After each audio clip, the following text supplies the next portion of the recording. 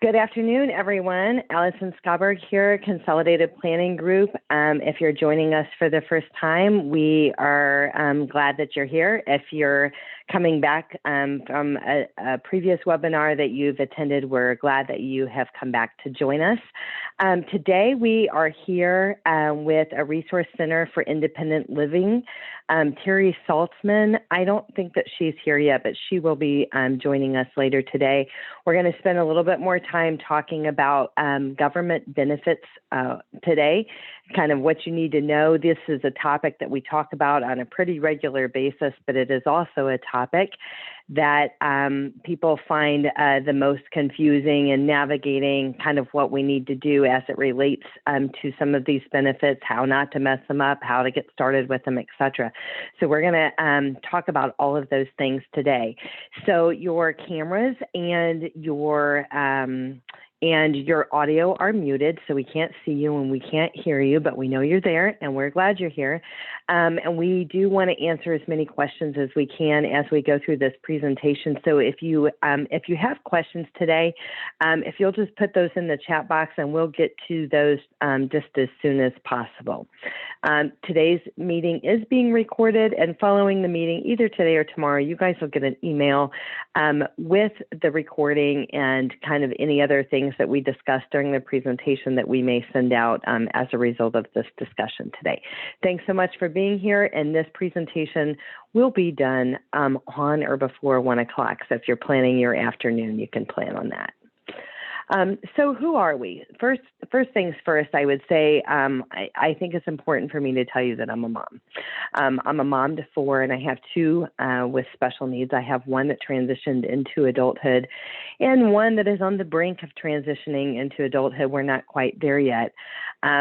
So from a personal perspective, as a parent, I've lived this. I've lived it, with a minor. I've lived it with an adult child, and I've kind of navigated all of these waters myself, and would say that I have an extensive background. This is what I do for a living. And as we were going through this process in our own family, I would say it's difficult, even knowing what I know. So if you're feeling that way, you're definitely not alone. Consolidated Planning Group is a holistic special needs financial planning firm. We're in Sugar Land, Texas, and we actually serve families all across the U.S. We have over 28 years of experience. We're MDRT, Court of the Table, and we're fully licensed in insurance securities, and we're also a National Social Security Advisor certificate holder. We are an advisory and a consulting firm, and we predominantly serve families with special needs, family members, as well as agencies, professionals, and physicians who serve them. So if you're new to us and kind of want to know a little bit more about who we are, that's kind of us in a nutshell. So today, we're going to be really talking about, SSI and Medicaid, and also SSDI and Medicare. We're going to be talking about some different things. We're going to also cover a variety of topics that we're going to hit on, and we're not going to go deep and wide, but we're going to hit on as it relates to special needs and special needs planning. Kind of as you're kind of going through this journey and you're thinking about government benefits and things like that, there are some things that should be on your radar, things that you should be aware of. Roadblocks, stumbling blocks, confusion that might come along the way if you're not aware of some of these things. So one of the biggest questions that, comes up is, how will your child's care be funded? And the one thing that I want to make crystal clear is we don't sit back and think, okay, your child's future care is solely going to be funded by SSI and Medicaid or RSDI and Medicare. Just in general, when it comes to future care planning for a special needs loved one that might need care for the rest of their life, on a very menial level of existence at $40,000 a year for 30 years, right off the bat, that is $1.2 million over a 30-year period. It's not a small amount, right?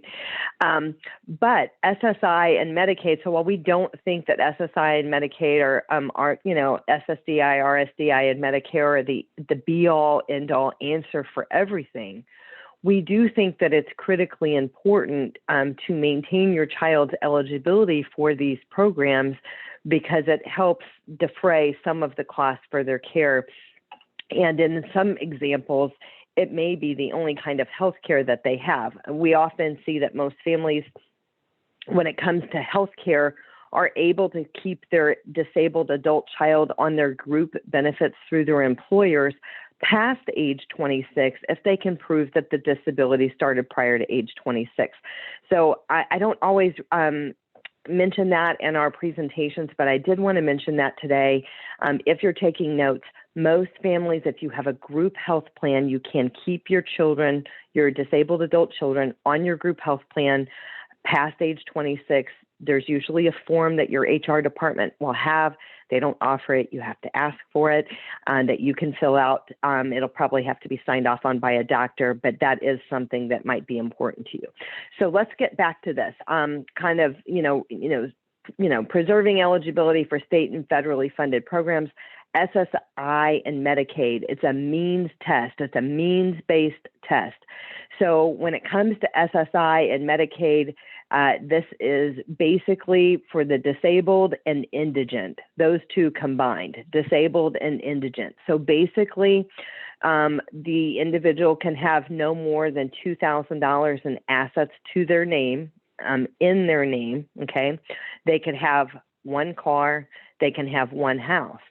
So married couples with they can have $3,000 in assets to their name. They can have one car and one house. So oftentimes families have a child that is clearly disabled, but they're a child. They are still a minor. They haven't turned 18 yet. These families may have heard that they should have applied for disability, so they apply, and basically they get denied. And they get denied, and it's not because the child isn't disabled, because clearly the child is disabled, but basically the family failed the means-based test, which means that the family had more assets than the $2,000 if you're single, or the $3,000 if you are married. So what happens is, a lot of times, because they get this letter of denial when the child was a minor, they never go back. They don't know that when the child turns 18 that they should actually apply again. So I'm going to say that again. When the child turns 18, even though the child may, likely still live with you, you might still claim them on your tax return. When the child turns 18, it's this magic age where it's based off of the child's assets, the adult child's assets, not yours. So as long as your adult disabled child does not have more than $2,000 assets in their name, they have, either one car or less, or one house or less, and they have an approved disability condition, they are going to get approved for SSI and Medicaid. Okay. So SSDI, also RSDI, and we're going to spend a little bit more time with that in a little bit, comes after 2 years of being on SSDI or RSDI. Medicare comes, okay? So that's after 2 years. But the difference between SSI and SSDI is it's based off of a work record and taxes paid into Social Security. So another thing that happens when a family applies for SSI, basically you apply for SSI and SSDI at the same time. Well, what I don't tell you is that usually the SSDI letter of denial comes first. So if you're new to this process, you get this letter in the mail and all you see is denied, but the letter looks exactly like the SSI letter, except for at the top it says SSDI or, Social Security as opposed to SSI. And it tells you that your child is denied and you're angry because your child is clearly disabled. And how could they deny your child this benefit when they're disabled and we pay into the system? Well, the answer is that denial is actually accurate. Okay. It is an accurate denial letter most of the time because your child does not have a work record. They have not paid into the Social Security system. So the SSDI is also known as Social Security Disability. It's also known as RSDI. It's also known as Social Security. It is based off of the worker and the work record. So if the individual has not paid in, they have not worked, they don't have enough credits yet to get SSDI. We're going to talk about how they can get RSDI based off of a parent's work record in just a little bit. Okay, so moving on. So when should you apply and what do you need to apply for? So the first things I want to tell you, some of you may already know this, but basically all of the Social Security offices are closed to the general public, and they have been for a year and a half since the pandemic. So they're not meeting with people face to face unless your situation is an emergency, and you forgot to apply is not an emergency. One emergency I saw this year was where there was a family where the mother was killed in a car accident by a drunk driver. The drunk driver happened to be her husband. So the husband went to jail, the mother was deceased, and there were 3 minor children that needed an immediate attention, and the grandma was trying to get that. So that was an example of an emergency where they were able to schedule a face-to-face appointment at the local office. However, the offices are closed to face-to-face. They are open for phone appointments. Some offices are busier than others. So basically, if your child is turning 18 this year, what you want to do is schedule an appointment with your local Social Security office the month that they turn 18. I recommend that you should schedule this a few months in advance. Again, it's the local office, not the National Social Security office. I recommend you schedule this a few months in advance for their birthday month. So call in July for if their birthday month is September. If their birthday's in December, you can call now and get your appointment for December. It does not have to be after their actual day of birth. So if their birthday's December 11th, anytime during the month of December, you can have that appointment, okay? The other thing that I wanted to also tell you is wherever you get started with your local Social Security offices where you stay. There are offices all across the state, the Social Security offices. If you're in the Houston area, they're all across the Houston area. All offices are not created equally. Some are more behind than others. Some are downright horrible to deal with. So as parents with special needs kids, what I suggest is ask around other parents that in your area that have had kids that have turned 18 and they've gone through this process. Find out, what their experience has been. I mean, I've heard good things about the Angleton office. I've heard good things about Conroe and the Woodlands. There's a couple in Houston that are great, and there's one that is in particularly not that great. So anyway, choose wisely in the office that you choose, and also you can also call around to see what their availability is. In truth, let's say your child's birthday is in September and you learn today that you should call and get an appointment. So you want to call and get an appointment. It's very possible that they will tell you that they don't have any appointments until December or January, or that they have no appointments at all. But that's just one local office. So if that's what you run into, you can also call another local office and try to get an appointment with them, and they may not be as backed up as one may be. So what you want to do as you're gathering your stuff together, you're kind of thinking about what do I need to have in place? What do I need to demonstrate disability? So you just want to have evidence that demonstrates that the child's disability began prior to age 22 to qualify as a disabled adult child on one of the parents' records. Historically, the Social Security Administration has used the phrase disabled adult child, or DAC, on a parent's record. They've used this forever and ever.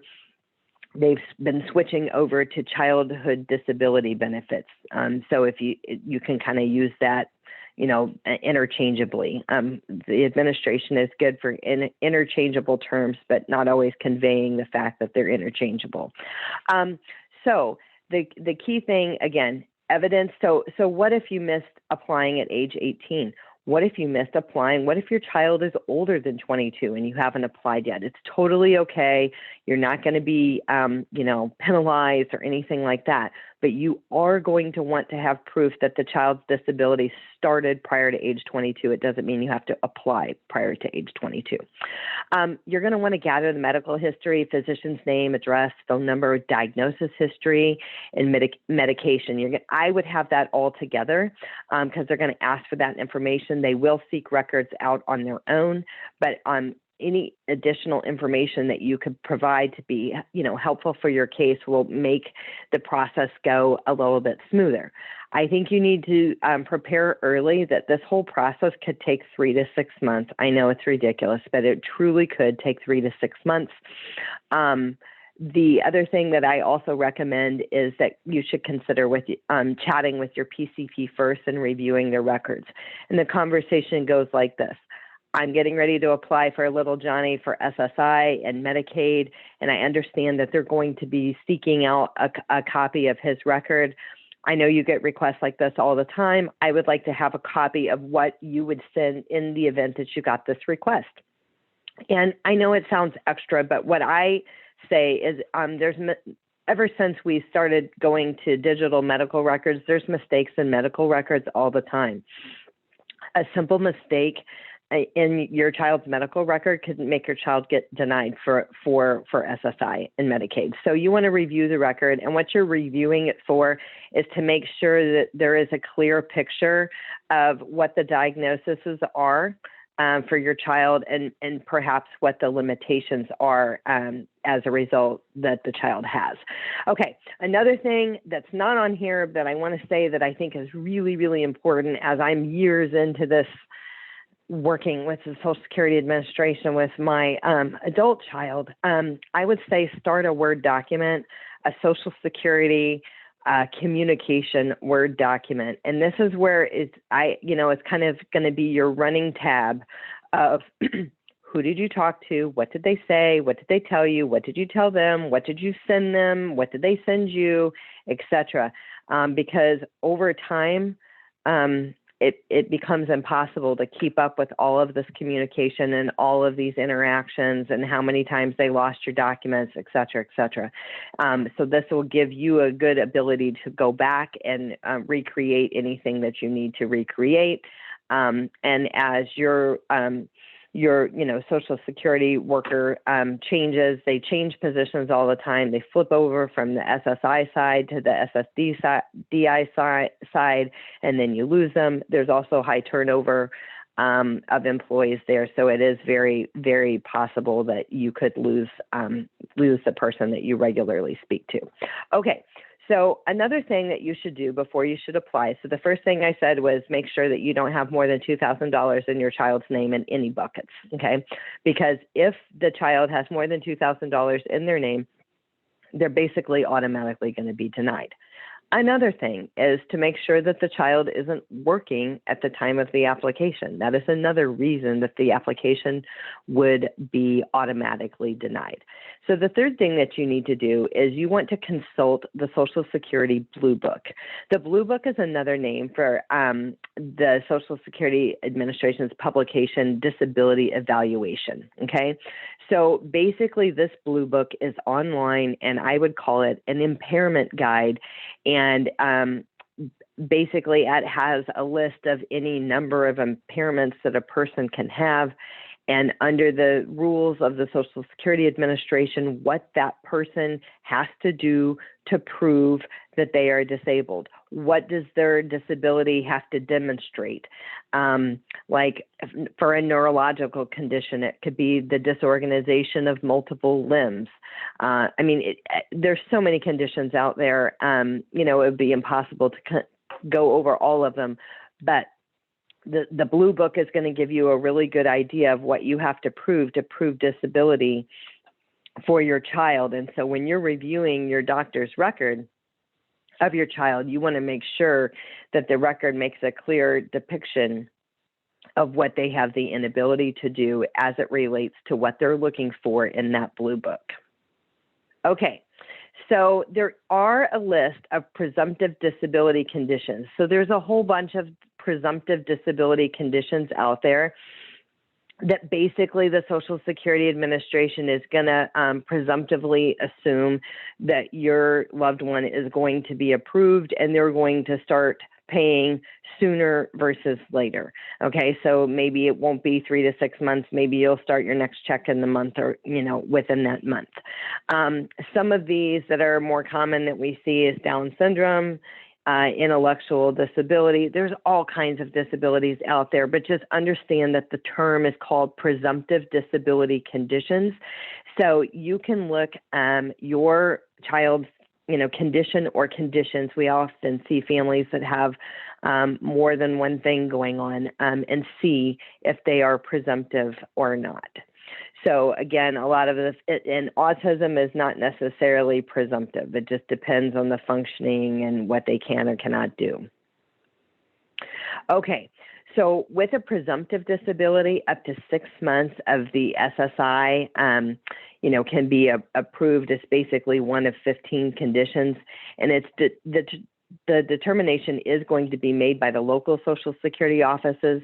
And so if there is a likelihood that the case will be approved, then they can make that presumptive decision and you will start getting paid sooner.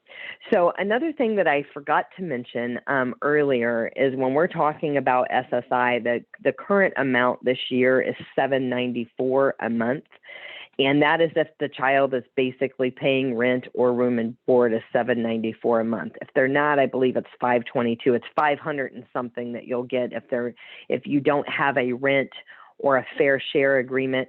Usually the rent or the fair share agreement is sent into the Social Security Administration once you are approved, and then they will increase the amount from the $500 amount to the $794. So I definitely did want to mention that to you as well. We do have a rent or a fair share agreement. It's just kind of a one-pager that can be sent in.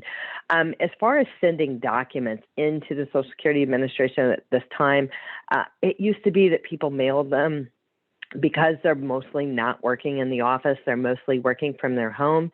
I recommend that your documents are faxed to the Social Security Administration. You can call the local office. You can get the fax number. If you're working with a specific person, they have like a kind of a routing. It's a weird thing. It's not their name. It's some weird number, some kind of unit thing that track the faxes. They are getting thousands of faxes a day, but the faxing is the best way to send your documents to them because they get routed to your representative as opposed to sitting in a pile of mail that they're behind on because they're not working in the office. Okay. So what happens so we were talking earlier about like this disabled adult child. So basically what we want to talk about is what happens when a parent retires or becomes disabled or passes away, okay? So the importance of having our disabled adult children labeled as disabled adult children under our Social Security record is because they will be entitled to a benefit under our record. So remember we were talking about SSDI and that our kids haven't paid in because they haven't worked. Well, we've worked. As mom or dad, somebody has paid into the Social Security system. The benefit of your child being a disabled adult child or the entitled to childhood disability benefits means that they are entitled to receive 50% of the parent's benefit. And this also benefit also applies to minor children that are not disabled. So basically when a parent applies to receive their own Social Security benefits through retirement or disability, the disabled adult child is also entitled to receive half of the parent's benefit. So in the example that dad's benefit is $3,000 a month, the disabled adult child is entitled to $1,500 a month, and after 2 years, he'll get Medicare. So what will happen is at that time, he will switch over from SSI and he'll switch over to basically the RSDI and Medicare. He will remain eligible for Medicaid, but he will get the higher monthly income benefit of $1,500 as opposed to the $794 a month. Now that's a perfect example of somebody getting $3,000 a month in benefits. Now what we do is we do a complete Social Security analysis. We have specialized software that is specifically for families that have a child with a disabled adult child with a disability, and also for any families that had a caregiver parent that stayed home, might be drawing off of a spouse's record. So then basically once they've been approved for that, after 24 months, the disabled adult child will be eligible for Medicare. When a parent passes away, the disabled adult child is entitled to 75% of the deceased parent's Social Security. for as long as they live, as long as they remain disabled. So you also want to be aware of any family maximums if a non-working spouse is also planning on drawing from the spousal record. So if you Google that, they're going to say it's basically 160 to 188% of the worker's record is the household maximum. And again, our software can calculate this. These software calculations are important because it tells a family exactly when and how and what is the best way to maximize their Social Security as it relates to all of the family members that are involved. Okay. So Title II programs. So we've talked about SSA, the Social Security Retirement Benefits, RSDI, Retirement Survivors and Disability Insurance, Social Security Disability Insurance, Disabled Adult Child, also called Childhood Disability Benefits nowadays. And we have the Disabled Widower Benefits, and we're not going to go deep and wide with that, but if that applies to you, then you can reach out and we can one-off with you on that. An adult receiving Title II benefits is known as a beneficiary. Okay, so in summary, to be entitled to SSDI, Social Security Disability Insurance, okay, you have to file an application, you have to be found medically disabled, you have to be fully insured, which fully insured means that you've worked enough quarters, so you're the worker, okay, is insured for disability status and is not working or working, but the countable earned income is less than the substantial gainful activity level. And this year for 2021 is $13.10 a month. I hear everything. People tell me all these numbers all the time, and their numbers were right the year that they learned about those numbers. But the number that is right for 2021 is $13.10 per month. So the Social Security Administration basically counts substantial gainful activity, although we all agree that the $13.10 a month is not enough to be substantial or gainful, but that's what they call that. So if your loved one is earning that or more, then they're not going to be covered for disability because they're not going to be considered disabled by the Social Security Administration. So if you have kids that are working with the Texas Workforce Commission and the vocational rehab, VR program, and they may have worked with the Summer Earn and Learn program from Texas Workforce Solutions, and the whole idea, maybe you've attended one of our webinars because we actually do webinars with vocational rehab, is to find gainful employment for your loved one. So, and clearly, if they can be gainfully employed, then maybe they don't need this if they can earn more than the $13.10 per month. But my point is, as I hear from families, well, I'm not going to let him work if he's going to lose his SSI, or he's not going to be, he's not going to be eligible for benefits.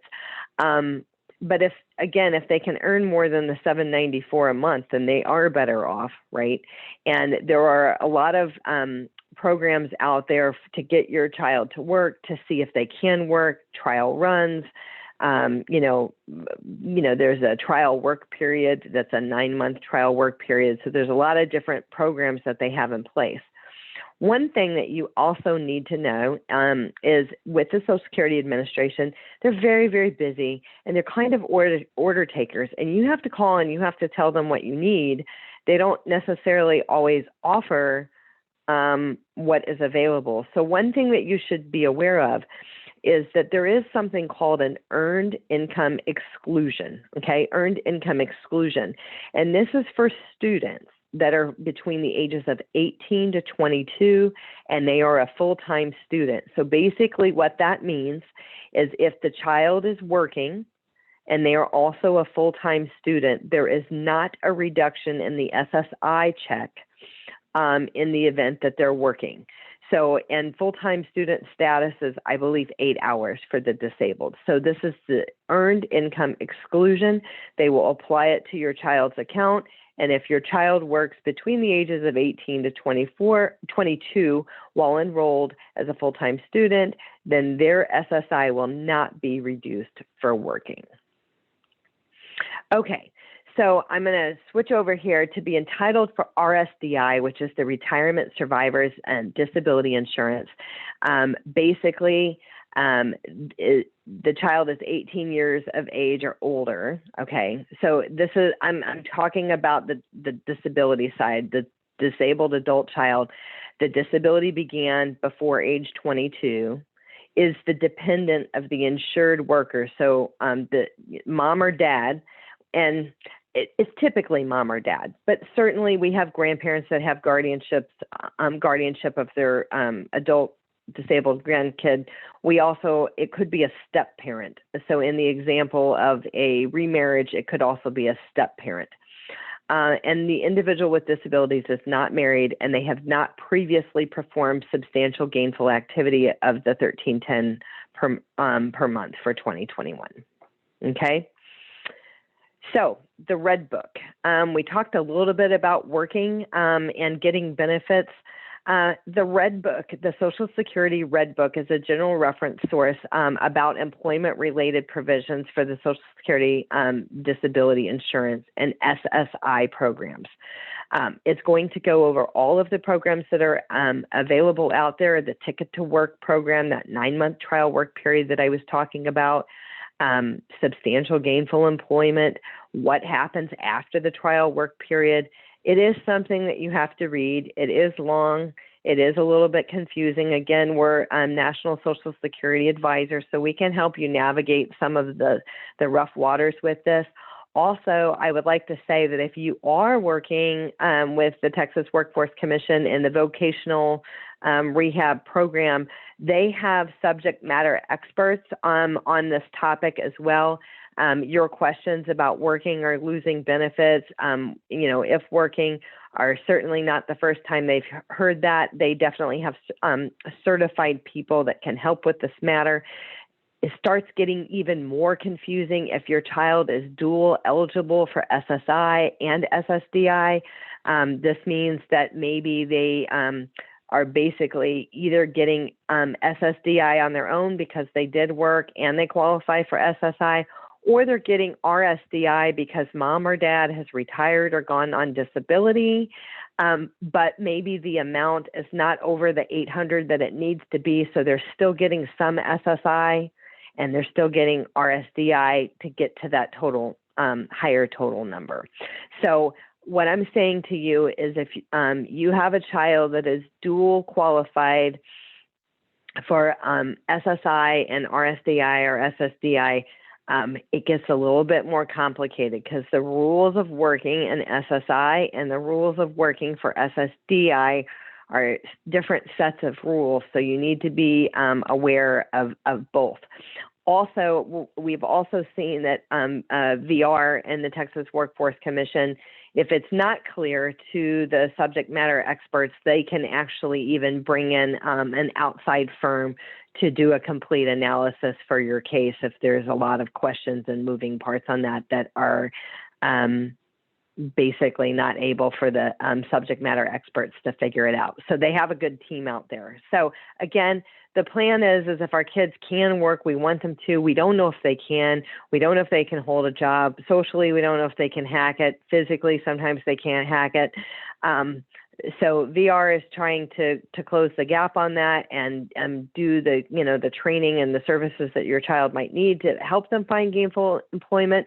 And the Social Security Red Book is going to tell you how to go about doing that. And they know that everything isn't perfect.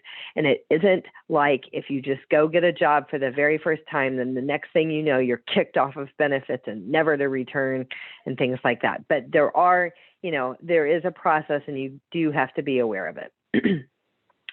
Okay, so a couple of things that we need to talk about as far as protecting the benefits. So say you're getting benefits, there's some things that we have to do to protect these benefits that we don't lose benefits in the future. First things first, you want to make sure that you have your assets and your child's assets in the appropriate buckets is the first thing. One way to do this is you want to ensure that your special needs family member is not set up as a beneficiary on any life insurance, investment, or bank accounts. You also want to ensure that well-meaning family members do not leave assets to the named individual as opposed to a third-party special needs trust. And so, for example, what I'm talking about here is many families, many people, what they do is, say you have some life insurance, you have a 401k at work, you set your beneficiary up as your spouse. If I die, then my spouse is going to get the money. And then what we do is we set up the contingent beneficiary. If I die, my spouse is going to get the money. But if I die and my spouse is already dead and gone, then that's easy. My children are going to split the money equally. That is what most people do, and it is wrong, okay? So if you've done this, it's no big deal. You're not alone, and it's easily fixed, and you don't have to hire anybody to fix it. You simply just need to get a change of beneficiary form, and you can update your beneficiaries for free. The reason it is wrong is because we talked about earlier that your special needs child, if they're getting SSI, they can't have any more than $2,000 to their name, okay? So if we leave little Johnny a life insurance contract, he has more than $2,000 to his name, and he's going to get kicked off of SSI and Medicaid, and we don't want to do that. So the way to leave money to your special needs child, which in the beginning I explained that the cost of care is very expensive, and we do comprehensive cost of care analysis to determine exactly how much the cost of care will be for your child, but we clearly have to have more than $2,000 of assets, but we have to have them in the right bucket so they don't lose SSI and Medicaid. And the way we do this is through a special needs trust. So instead of leaving assets to your special needs loved one in the name of their name, it goes to the third-party special needs trust for the benefit of little Johnny, and as opposed to little Johnny. So one thing that people ask me here all the time is if somebody else leaves Johnny money and not to a trust, what do we do? And so basically what's going to have to happen in that example, you can't disinherit the money. You can't just not take it. If we don't take it, will it not count?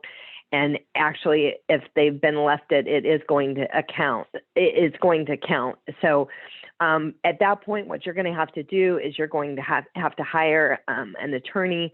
You're going to need to get a court order requesting the court to allow that money to be placed in a first-party special needs trust. A first-party special needs trust is less than ideal than a third-party special needs trust because a first-party special needs trust has a Medicaid payback on the death of the person with disabilities. So if you have it set up properly, you already have a third-party special needs trust set up, or you're going to set this third-party special needs trust up, you would, once that is done, you would want to do a change of beneficiary, making it to the third-party special needs trust for the benefit of little Johnny. So the one thing that I want to say, and we're going to go to our questions because it looks like we have a few questions, is you really want to ensure that well-meaning family members do not leave assets to the named individual as opposed to the third-party special needs trust. I'm talking about grandma and grandpa, mom and dad here, people in your family with affluence that they love your child and they want to help. They don't know all of these things that you're learning and you're educating yourself on. They're learning, they learn through you, and they rely on you to tell them these things. But grandma and grandpa quite often accidentally mess these kids up by leaving them money directly to their name. Okay. So I'm going to go to the questions for a moment. The first one, my son went on SSI and Medicaid. Then we, as his parents, went on Social Security, and he went from SSI to RSDI. 2 years later, he went on Medicare. That is correct. I was told by some government employee to tell HHS that he now has Medicare. And when I tried to do that, they gave me a Medicaid application and was told to submit it. Doesn't he automatically stay on Medicaid, and do I need to reapply? The answer is he should automatically stay on Medicaid, but he doesn't, and you should reapply. I don't know if there's a glitch in the system, but I've been hearing over the last year on a pretty regular basis of people having to reapply. You do want to maintain his Medicaid status. if you're on the waiver list or the interest list in the state of Texas, you do have to maintain Medicaid eligibility. So you definitely, you should be able to work through, they give you the application and you can fill it out, but you should work with your caseworker and definitely do go ahead and reapply for Medicaid. Okay, the next question is, what about if your child is currently 6 and you've been paying out of pocket for everything, but it's just too much? And unfortunately, the answer is, and if you're married and you have more than $3,000 assets to your name, or if you're single and you have more than $2,000 assets to your name, more than one house, more than one car, the answer is he simply just doesn't qualify for SSI at this time. There are over 103 Medicaid programs in the state of Texas. So you can go out to that HHS website and you can create a username and password, and you can put all of that, your information in. It'll ask you a series of questions. You're going to put all of your information in, and it will tell you what, if any, Medicaid programs that your child may qualify for. So that would be my recommendation for you. He may be eligible for some of the Medicaid programs, but maybe not SSI. Okay, and can you name the trust as a beneficiary? List my other children and the trust. So yes, you can and should name the trust, the special needs, third-party special needs trust as a beneficiary. And can I list my other children? So yes, you can do it in any percentage that you want to. So if you wanted to say 25% goes to the special needs trust, the other 25% goes to the kids, you can do that. But there is kind of an issue with that I definitely want to talk to you about.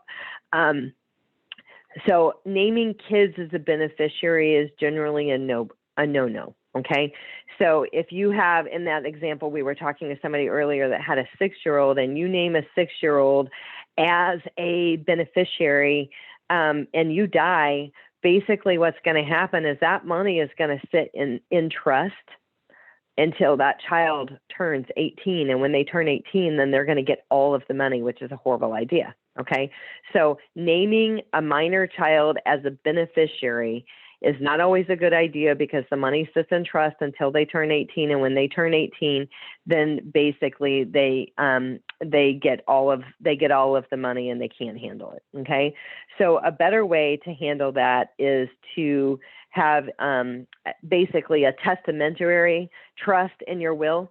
A testamentary trust for the other minor kids. So instead of naming that child outright as a beneficiary, it says the testamentary trust for the benefit of Maggie Smith in that example. So that way, that testamentary trust is, that trust will be set up upon your death, and it will spell out how Maggie will be able to get the money, how and when, so she doesn't get it all when she turns 18.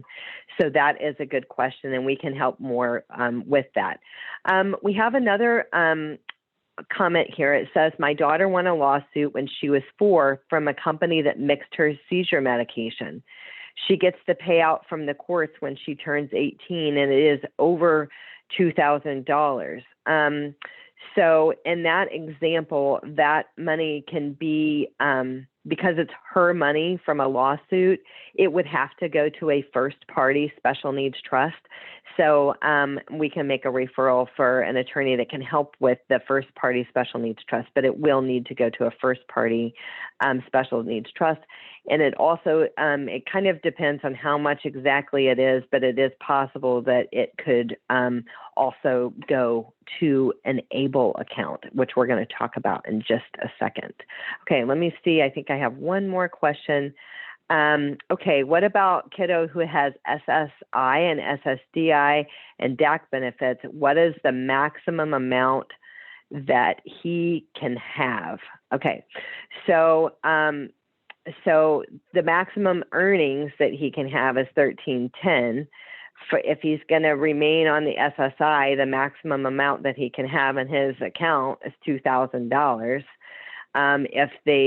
as far as the Medicaid, maintaining Medicaid eligibility, so they're not really getting SSI anymore, they're getting more of the SSDI, then basically you want it to not be, you want their income not to be, so the 1310 doesn't matter, you want their income to not be more greater than 300% of SSI, which for this year would be, I think it's 2313, I think is the number. So again, that requires a little bit more analysis because we don't know the exact situation and if a person's getting Medicaid, Medicare, kind of, and if they're getting a waiver, some of those things matter. Hold on one second. It says, is there a danger of losing Medicaid waiver program if an adult child receives RSDI through one parent and then their other parent is a high earner and they retire? Could this affect them? And so there's a such thing as unearned income and earned income when it comes to these programs. And so for the most part, when you switch over to RSDI, yes, you're going to have to reapply for Medicaid. But for the most part, this income, it's not going to be an issue unless it's much greater than the 2313. And in that example, it could start affecting them.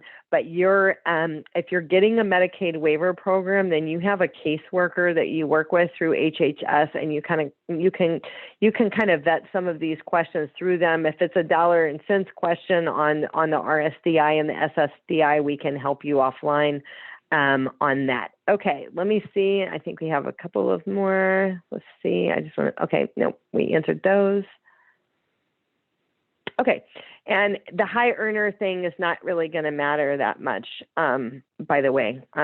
Once your child is an adult and they're a disabled adult child on your record, they're an adult. It is based off of their assets and not yours. Okay. So we talked about having the money in the right buckets. I'm going to just spend just a minute or two here. You want to establish a special needs trust for their future care. So basically there's a couple of places. There's an ABLE account, a 529A for ABLE, and a special needs trust are two places, two buckets, baskets, whatever you want to call it. Then you can have money above and beyond the $2,000 that is allowed under SSI for your special needs child that will not cause them to lose benefits. So basically everything else counts, but you can have money in a special needs trust, a third-party special needs trust. There is no Medicaid payback. A first-party special needs trust, an example of what money goes where. If somebody leaves money to your child and they didn't do it the right way, it goes to a first-party special needs trust. Lawsuits, scholarships, earnings of the individual goes to a first-party special needs trust. A third-party special needs trust, this is how we want to leave assets to our special needs kids. So there is no Medicaid payback. That's the third-party special needs trust. And the ABLE account is organized under the 529A for ABLE. We're going to talk about that in a second. So how do you fund this? And basically, clearly you can have your own assets that's going to fund the special needs trust. A lot of families are going to need their assets in retirement. If you're going to spend 25 to 35 years in retirement, a lot of families need those assets during those 25 to 35 years. So then how do we fund the special needs trust? And a lot of times the funding comes from life insurance. We do what we've always done. We pay for our children's care out of our current asset, out of our current income, and upon our death, life insurance funds the special needs trust. Life insurance is favored also because of, life insurance is a tax favorable vehicle. So even with the very affluent families that we work with, we still use this as a strategy as it relates to special needs planning and future, covering the cost of future care. So what you need to know about an ABLE account, the beneficiary is the account owner. The income earned in the account is not taxable. It does not jeopardize SSI or Medicaid or other public benefits, but there are some special contribution limits that we have to be aware of. Basically, you can have an ABLE account. Your loved one can have an ABLE account if their disability started prior to age 26. Don't get this confused with the magic disabled adult child disability starting prior to age 22. For the ABLE account, it's the disability had to start prior to age 26. The contributions, basically your loved one can have one ABLE account, not multiple ABLE accounts. The contribution can be made by anyone, and it's $15,000 a year is what can go in. The funds in the ABLE account excess of $100,000 will disqualify the beneficiary from SSI.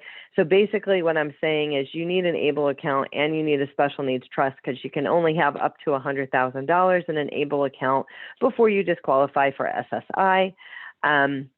If the individual is working, they can put an additional $12,490 into the ABLE account.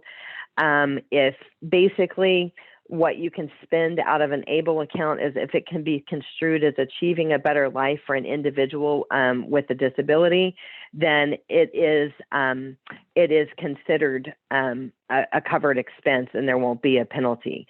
So earnings on distributions for non-qualified expenses are subject to ordinary income taxes and a 10% penalty. There's tax-free growth in the investments, and you can change the investments twice a year. And it can be rolled over to other family members who are eligible beneficiaries, which equate to an individual with a disability that started prior to age 26. You should know, like a first-party special needs trust, there is a Medicaid payback on the ABLE account. Okay, so at the death of the disabled owner, there is a Medicaid payback on this account. So basically, the biggest thing that you need to know, again, if it can be construed as achieving a better life for an individual with disability, it can be paid for out of an ABLE account.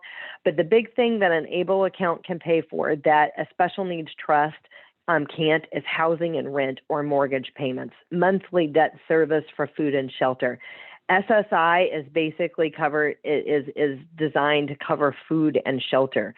So a special needs trust is not supposed to cover food and shelter, but an ABLE account can. So that's another reason why you might have an ABLE account and a special needs trust. And there's just a list of things, but this is not an all-inclusive list because, as I mentioned before, if it's construed as achieving a better life for the individual with disability, you can definitely pay for it out of an ABLE account. It doesn't matter what state you apply for. The ones that we recommend are not the state-run ABLE account. That's not the one that we recommend. There's a couple of them with a couple of mutual fund carriers that we recommend, and we can set up for families. The one that was first to the party, I think, was the Ohio Stable account. We've had people look at that before, but there's two other ones that regularly our families are implementing, and we can talk to you further about an ABLE account. If you have a 529C for college, and you didn't know that your child may or may not be going to college, the 529C can be converted to a 529A. You can only convert $15,000 a year, so you might need to get going on that. And the cool thing about the 529A is that you can pay for tutoring, school, college, and a whole bunch of other things that you can't pay for out of a 529C. Like a 529C, you don't actually pay for tutoring out of that. Okay, so next thing are items. This is a long list of items that a special needs trust can pay for. And what you'll see at the bottom of this list is that a special needs trust can buy a house or real property outright, but again, they're not doing the monthly debt service of rent or mortgage payments. So again, it's pretty extensive on what a special needs trust can pay for. One careful thing that you need to know is that if you're considering residential facility or residential care or other types of programs in the future, they may or may not be able to be paid out of the special needs trust and might need to be paid out of the ABLE account, depending how they bill it. If they bill it as room and board, that's basically the food and shelter. If they're billing it as medical, then that's a whole nother ballgame. And every facility is different on how they bill and what they do. So I can't speak for them because we don't work for those facilities directly. Okay. So developing a future care plan now is going to answer some of the questions about who's going to care for your child when you're gone. We suggest, touring care facilities for partial and full residential care sooner versus later. And it's not that you're pushing your child out, it's that some of these waiting lists can be 5 years or longer. What is your transition program? When is your child leaving the public school? Have they already left? Are they sitting at home? Are there other things that they could be doing? Are they in these vocational rehab programs?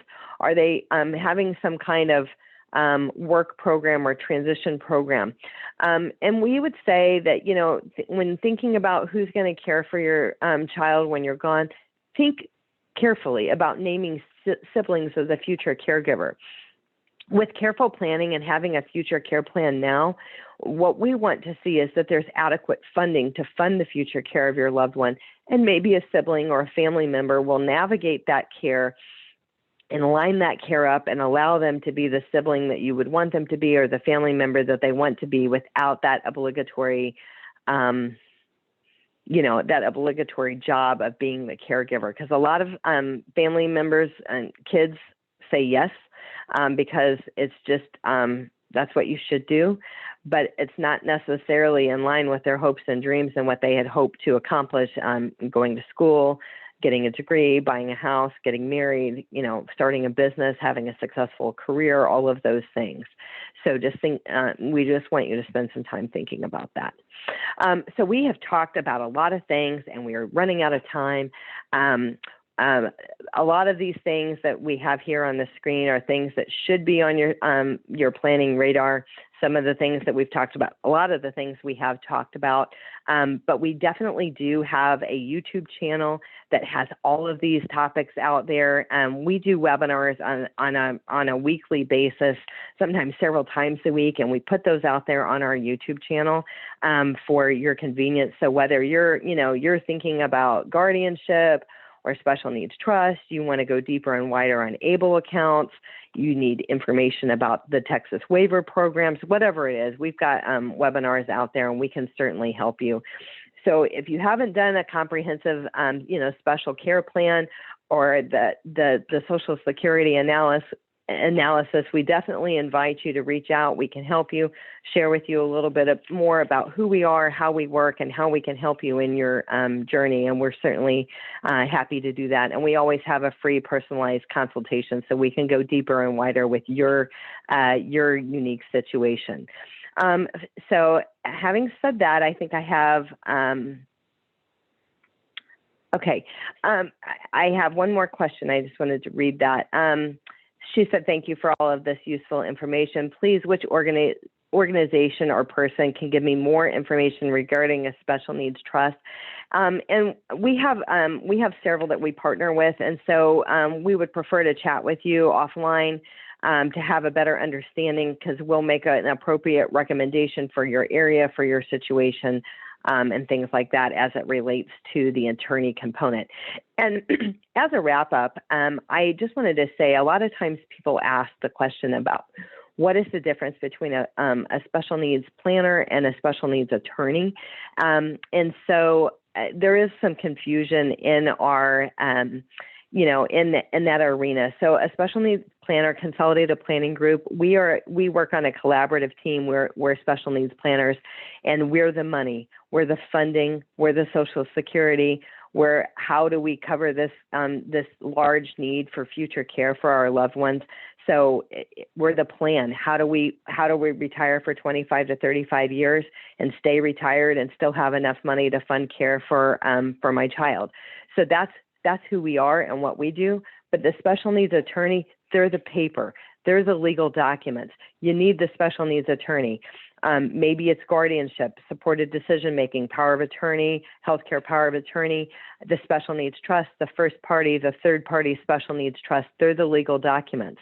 So the special needs attorneys don't do what we do, and we don't do what they do, but we work closely together, with your plan to determine exactly what is needed. So I just always want to share that and provide that clarity as we wrap up here. So I've got 1 o'clock. If I don't have any other questions, I'm gonna close for today. And again, if we can be of service to you going forward, certainly reach out. We're going to get the recording out to you later today. It'll have our contact information. It'll also have a link in the email that should you want to schedule, that you can schedule for a personalized consultation. Thanks so much, everyone. It's been a pleasure, and I look forward to chatting with you again soon. Take care.